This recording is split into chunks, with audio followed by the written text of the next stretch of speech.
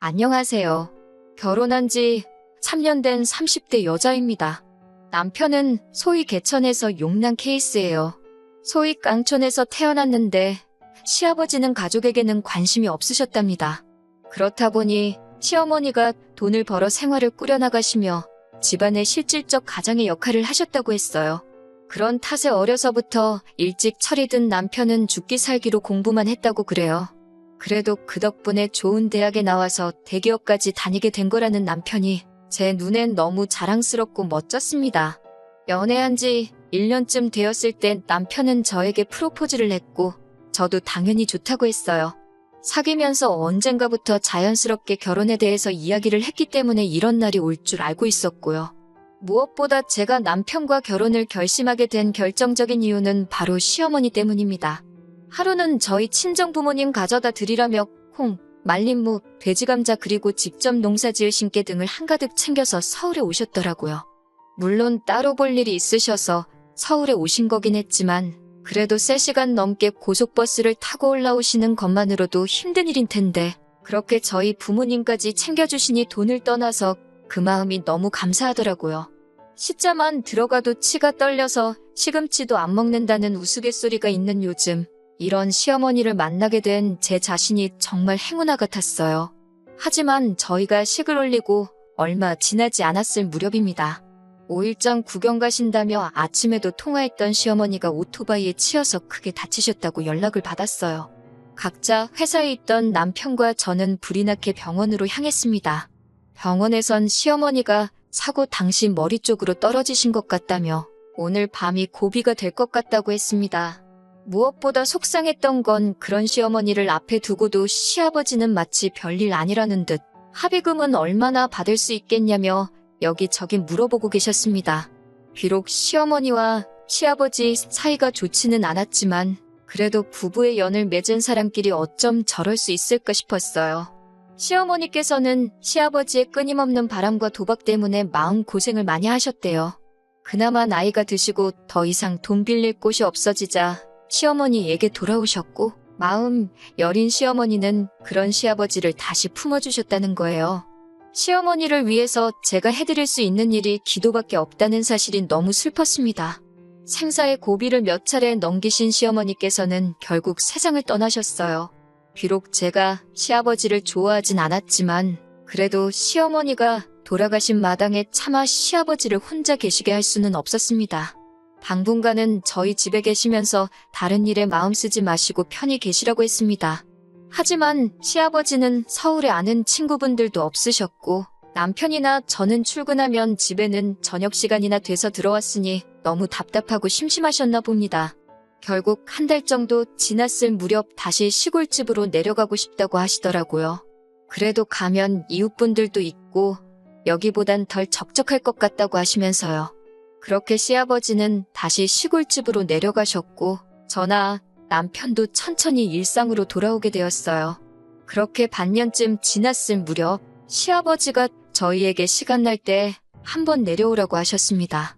혹시 무슨 일이라도 있나 싶어서 연락받은 주말에 바로 내려갔더니 시아버지께서 폭탄 선언을 하시더군요. 시어머니랑 두 분이서 살다가 갑자기 혼자 살려니 외롭고 적적해서 죽겠다 하시면서 재혼을 하고 싶다고 하시는 거예요.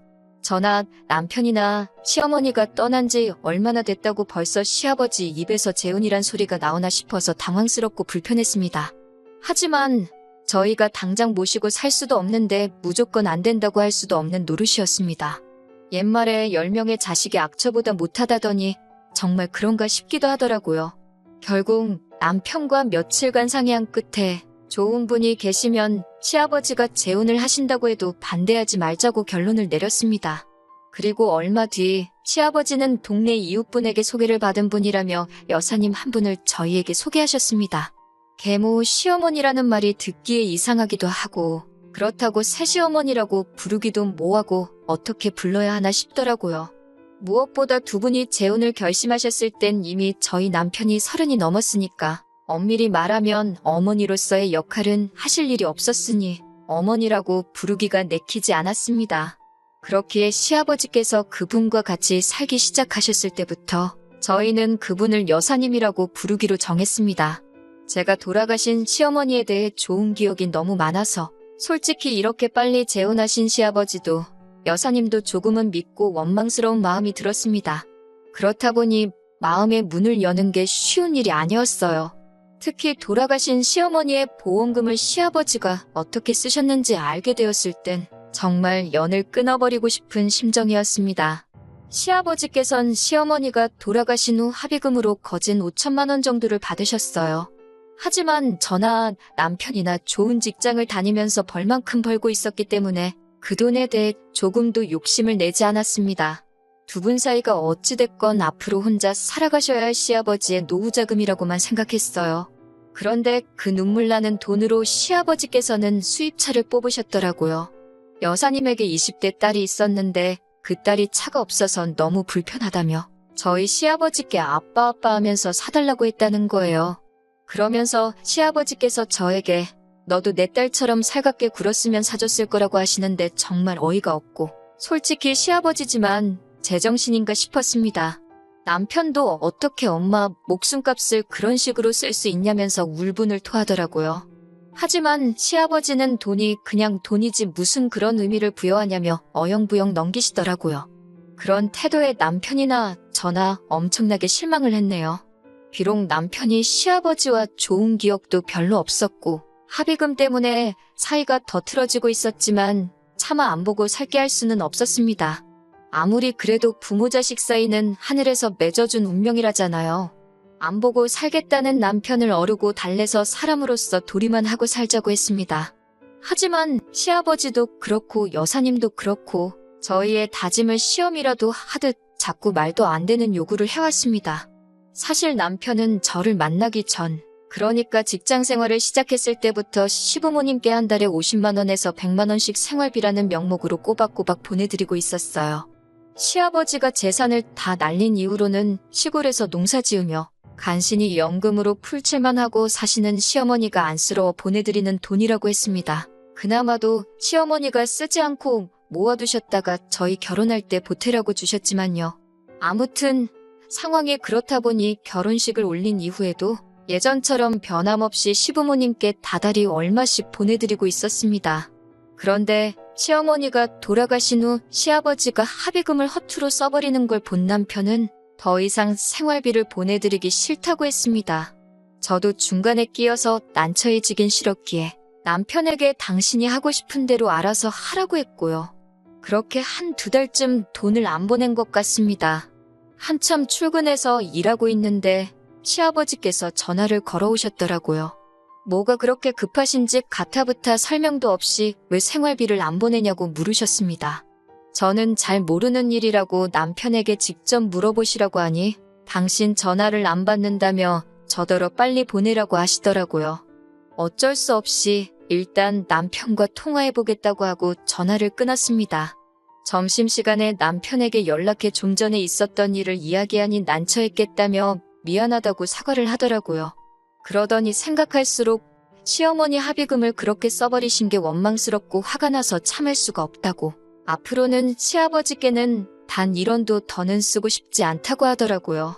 처음엔 며느리로서 부자 사이를 연결해주는 어떤 중재자의 역할이라도 해야 하나 싶었지만 저도 사실 남편과 같은 생각이었기에 시아버지께 솔직한 심정을 전달하기로 마음을 먹었습니다. 퇴근 후 집에 도착해 저녁을 차리고 있는데 시아버지께 또 전화가 걸려왔습니다.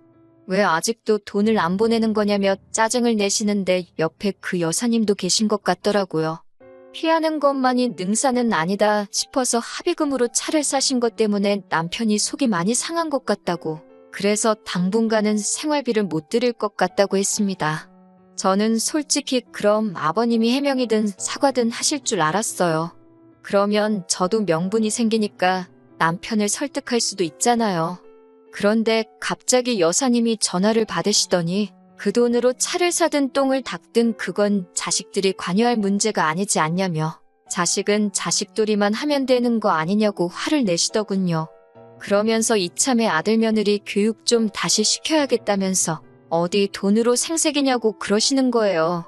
그때는 저도 어이가 없어서 저는 여사님하고는 할 말이 없으니 아버님을 바꿔달라고 정중히 말씀드렸습니다. 그러자 여사님은 호칭부터 글러먹었다며 내가 이제 네 시어머니라며 벌써부터 자길 무시한다고 우는 척슈를 하더라고요. 결국 저는 남편에게 직접 연락드려서 제대로 설명드리라고 나는 그 여사님인지 뭔지랑 말도 섞기 싫다고 했어요. 그리고 남편이 안방에 들어가서 한 20분 정도 통화를 하고 나오더라고요. 남편의 얼굴은 벌겋게 상기되어 있었는데 그런 표정은 이제껏 살면서 처음 봤습니다. 생활비는 어떻게 하기로 했냐니까 여사님은 개뿔이라며 그 아줌마 딸이 쌍꺼풀 수술 시켜달라고 하는데 돈이 없어서 그러니까 일단 그럼 100만 원이라도 보내라고 그러셨다는 거예요. 남편이 어이가 없어서 내가 왜 그 아줌마 딸 성형비용까지 내줘야 하냐니까 이제 네 여동생인데 무슨 말을 그따위로 하냐면서 당장 보내지 않으면 회사로 찾아와 깽판을 치시겠다고 그러셨답니다. 시어머니 살아계셨을 때도 좀 우악스러운 성격이긴 하셨지만 경우는 있으셨는데 한 1년도 안 돼서 사람이 저렇게까지 막무가내로 변할 수 있나 싶더라고요. 제가 정말 쫓아오시면 어떡하냐고 그냥 보내드려야 되는 거 아니냐고 그러자 쫓아오시면 그날로 영 끊어버릴 거라며 신경 쓰지 말라고 하더군요. 결국 남편은 끝끝내 돈을 안 보냈고 시아버지도 치사하고 더럽다 생각하셨는지 한동안 연락이 없으셨습니다. 가끔 시아버지가 어떻게 지내시는지 걱정도 되고 궁금하기도 했지만 남편이 절대로 연락하지 말라고 하더라고요. 하지만 가끔씩 남편을 바라보면 왠지 모르게 쓸쓸하고 공허해 보여서 가슴이 아팠습니다. 언젠가 기회가 되면 다시 잘 지낼 수 있도록 자리라도 만들어 볼까 생각했어요. 그리고 얼마 전 시아버지는 또 다시 저에게 연락을 해오셨습니다. 이번에는 또 무슨 말씀을 하시려는 걸까 전화기를 집어드는 순간부터 심장이 터질 듯이 두근거리더군요. 떨리는 마음으로 전화를 받으니 지난번과는 달리 기분 좋은 일이라도 있으신 듯 목소리가 매우 밝으셨어요. 무슨 일이냐고 여쭈니 여사님 딸이 시집을 가게 되었다며 상견례를 해야겠다고 하시더라고요. 그 말을 듣는데 순간 기가 찼어요. 저랑 남편이랑 양가 어른들 모시고 상견례하던 날 시아버지는 오지 않으셨거든요. 지난 밤 숙취로 속이 안 좋아서 차를 못 타겠다는 이유였습니다. 그 말씀을 약속 시간을 1시간도 채 남기지 않고 해주셔서 결국 시아버지 없이 상견례를 해야만 했습니다. 남편이 그날 그러더라고요. 시아버지는 아들 인생의 중요한 순간엔 항상 부재 중이라고 입학식, 졸업식뿐만 아니라 군대 가는 날까지 한 번도 나오신 적이 없다고요. 그런데 상견례도 그런 식으로 넘기셨던 게 남편이 무척 상심이 큰 듯 했었습니다. 그런 시아버지가 당신이랑 피 한 방울 섞이지 않은 딸 시집 간다니까 좋아서 저희한테 전화를 하신 거죠. 저는 오만 가지 복잡한 생각이 들었지만 그래도 차마 뭐라 따질 수는 없어 그러냐고 축하한다고 했습니다. 그러자 시아버지는 그래서 말인데 저희들도 상견례 자리에 나오라는 겁니다. 시아버지 말씀에 따르면 여사님이나 그 딸이 참 어렵고 불쌍한 사람들이라 남자 쪽에서 깔볼 수도 있기에 저희 남편을 친오빠로 저를 동서로 소개했다는 거예요. 대기업을 다니는 잘나가는 젊은 오빠 부부라고요. 그러면서 와서 자리도 빛내주고 밥도 시원하게 한번 사주고 가라시더군요. 그 말을 듣는데 어쩜 사람이 이렇게 뻔뻔하고 속이 없을 수 있을까 싶어서 헛웃음이 다 나왔습니다. 그날 남편에게 시아버지와 통화했던 내용을 전하니 노발대발 난리가 났어요. 노인네가 미친 거 아니냐고 우리가 거길 왜 가냐며 정말 본 적 없는 무서운 표정으로 남편은 붕괴하고 있었습니다. 저는 일단 만나서 이야기를 하자고 시아버지도 기댈 데가 없으시니 저러시는 거 아니겠냐고 남편을 달랬습니다. 하지만 저도 시아버지가 정말 너무하신다 싶었어요. 피 한 방울 안 섞인 사람 때문에 왜 친아들 가슴에 대못을 박는 건지 이해할 수가 없었습니다. 그러다 며칠 전 시아버지가 이 사태의 결정타를 날리셨습니다.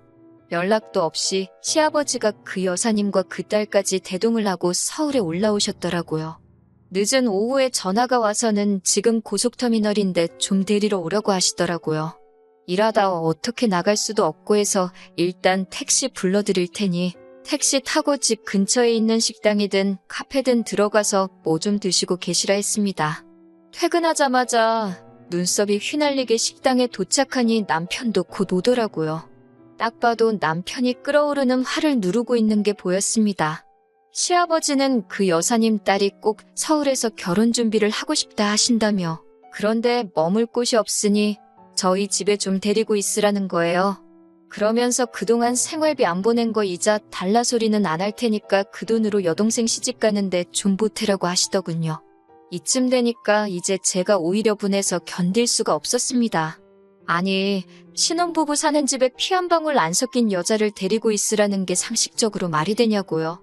그랬더니 시아버지가 저더러 무슨 생각을 하는 거냐며 수준 떨어진다고 하시더군요.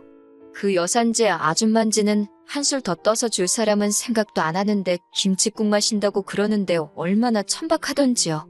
결국 제가 그 아줌마한테 나이 먹을 만큼 먹었으면 곱게 늙지 나이 들어서 꽃뱀짓이냐고 했습니다. 딸까지 팔아가면서 노인네 주머니 털어먹으니까 배가 부르냐고 따져 물었어요. 이쯤 되니 저도 눈에 뵈는 게 없었거든요. 시아버지께도 한 소리 해야만 하겠더라고요. 부모가 먼저 부모답게 행동을 하셔야지 자식도 자식도리를 할 거 아니냐고요.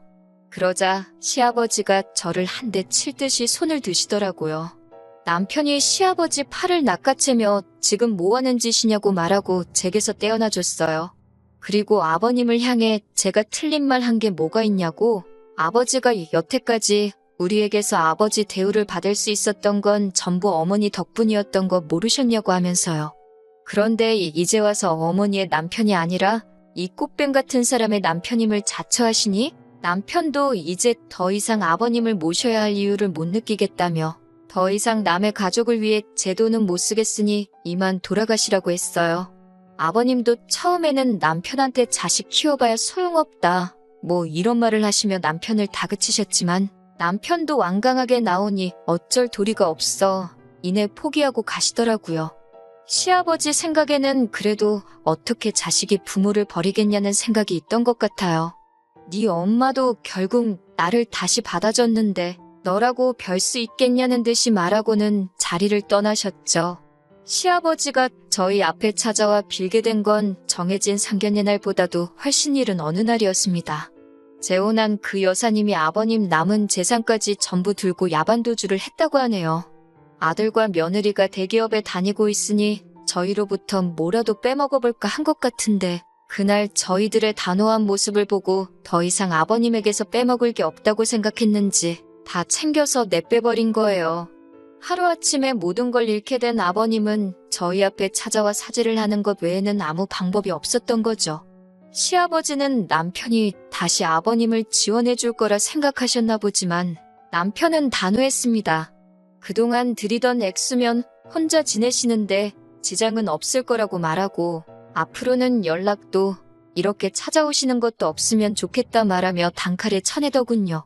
그렇게 한 번도 자기 가족 돌보지 않으시고 말년이 돼서야 남의 가족 챙긴다고 자기 가족들 피땀 흘려 일궈놓은 인생의 숟가락 하나 얹어놓으시려던 아버님은 숟가락 하나만 남은 여생을 혼자 보내시게 되었네요. 아버지와의 연을 끄는 남편이 안쓰럽네요. 강한 척 말은 했지만 그날 남편이 참 많이 울었습니다. 저와의 행복하고 깨끗한 미래를 위해 힘든 결정 내린 남편이니만큼 제가 잘 도와줘서 앞으로 남은 삶 행복하게 한번 살아보려고 합니다.